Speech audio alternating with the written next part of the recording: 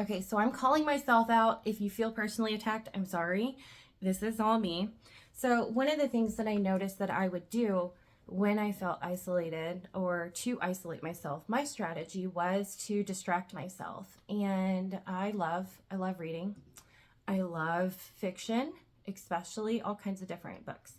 But I'll also sometimes watch TV, and I have to be really careful about that because my brain will obsess over the storyline and it will just consume my whole life until I get to the end.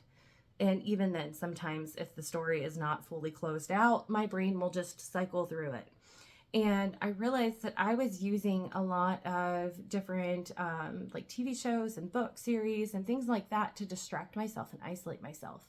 And I would pull away instead of reaching out and trying to talk to people and actually connect with them. I would just kind of lose myself in an alternate reality and fill my time that way.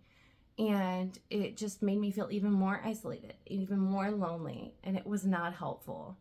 Especially because when I'm in the presence of others, my brain's over here cycling through, thinking about the book and what's going to happen next and what has happened, and it's crazy. But I see other people do the same thing where they will distract themselves and fill the voids with external things, whether it is entertainment, whether that's TV or books or cell phone games, video games, right? We'll distract ourselves with different forms of entertainment. I've seen people use substances, alcohol, or drugs to numb that void feeling within us. I've seen people use social gatherings where they are using other people's lives as a distraction for their own and that own void that they're feeling. So it can show up in many different ways as to how we isolate ourselves. I've seen people make themselves sick.